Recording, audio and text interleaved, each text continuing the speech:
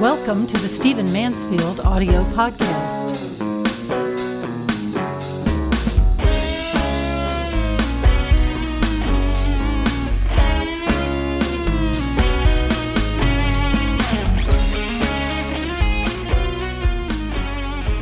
At the end of my last podcast on building your band of brothers, I made a statement about building a culture of righteous manhood. And I want to go into that just a little bit more in this podcast. In fact, I may take several podcasts to do it because I am a big believer in a culture of righteous manhood. In fact, I would say probably one of the main themes of my work and life is the very idea of culture. What is culture? Culture is simply what is encouraged to grow. We tend to think of culture as being, symphonies and dance and ballet and people being cultured in that sense, certainly an accurate use of the word.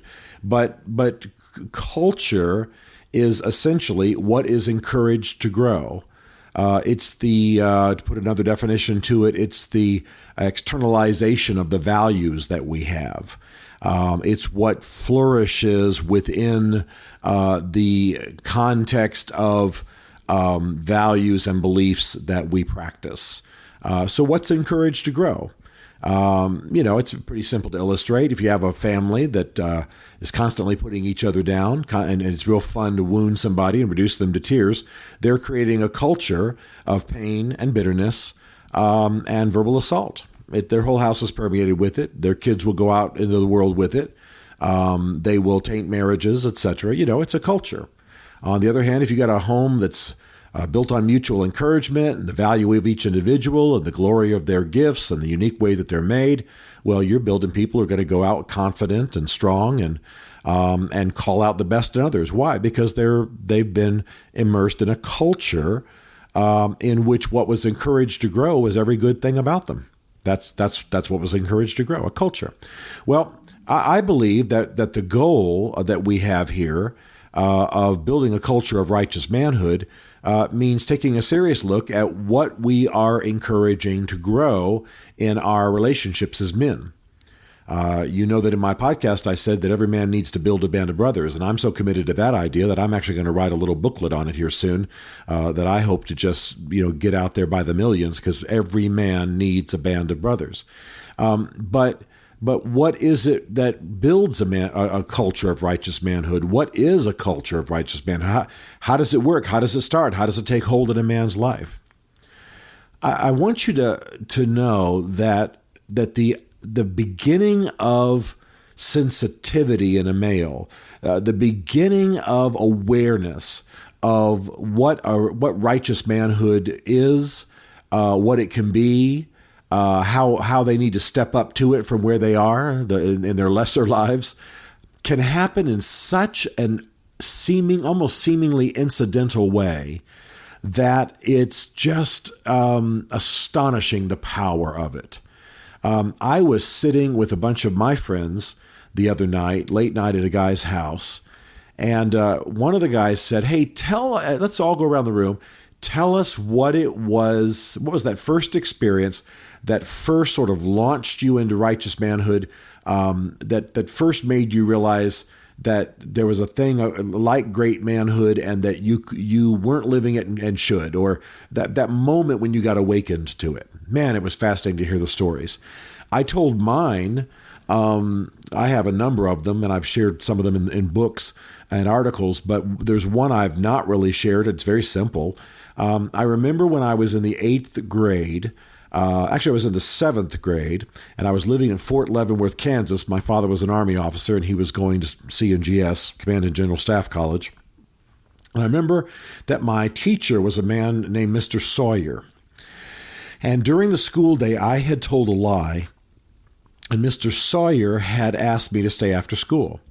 And I was expecting, I was going to get homework or something. And all he did when everybody had left was he closed the classroom door. I was still sitting in my same seat, that I always did all day. And he turned to me and he said, "If you were any kind of man, you would tell me the truth about this." He said, "Now go home." He didn't wait for me to decide if I was going to tell the truth. I don't think he wanted to see me sputter around looking for another lie. He knew I had lied, But here he said to my little seventh grade soul, what was I, 13, maybe, just about to be 13.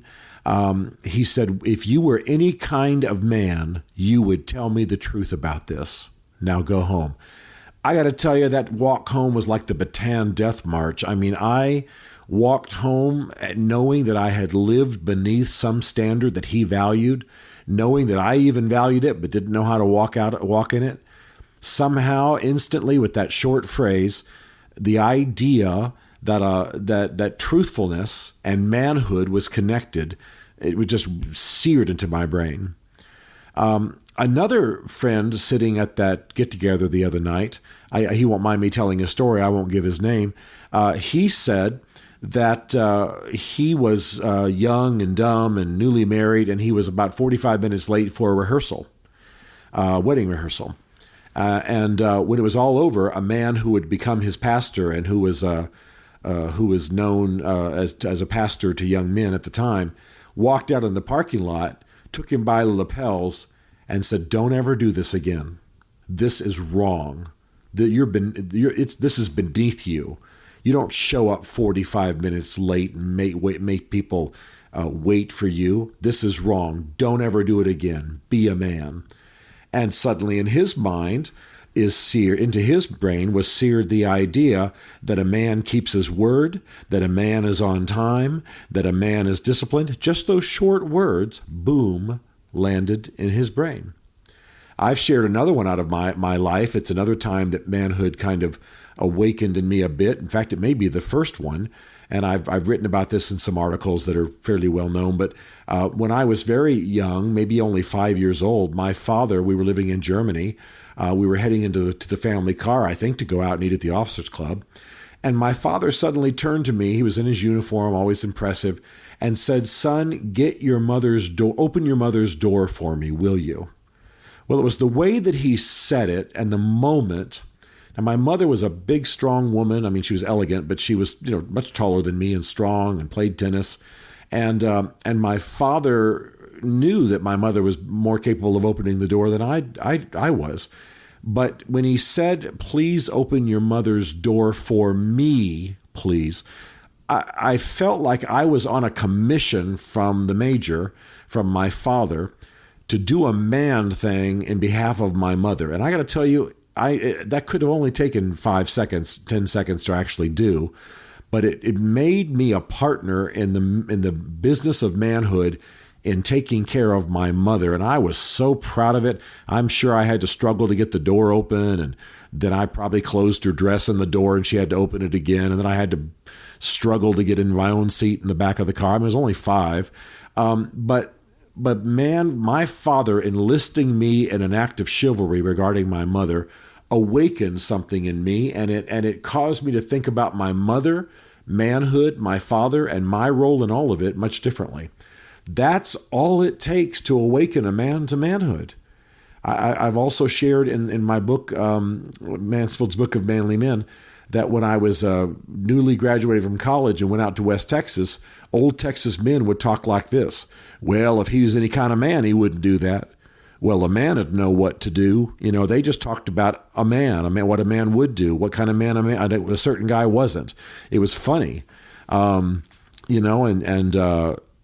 sometimes, you could tell the threat in it. They'd say, "Well, if he's any kind of man, a man ought to show that feller what ought to happen, kind of thing." And they were talking about putting him up against the wall and talking about him. I just absolutely determined I did not want anyone saying of me, "He ain't any kind of man." But you quickly began to understand what a man is, what was expected, that men corrected other men, and that if a guy tortured a community who wasn't any kind of man, well, then other men were going to help him become a man. It was something. And I learned a lot about manhood. And I got to tell you, nobody was sitting down doing a seminar. Nobody was using a John Eldredge book to teach me or using a Stephen Mansfield book to teach me. They were simply talking about what they valued and what they loved. I got to tell you, man culture starts when you begin to get a clear vision of what noble manhood is, and you begin to talk about it, you begin to prize it, you begin to celebrate it, and you begin to correct it in gentle and, if necessarily, progressively harsh ways in each other's lives. And it leads to a band of brothers who are perfecting manhood in intentional ways. The culture of manhood is words, teaching, instruction, stories, reading, film, confrontation. It's celebrating, it's rowdiness, it's food, it's fun, it's adventure, it's sports, it's pushing against a barrier. So you're always trying to overcome some new barrier physically, making your body better.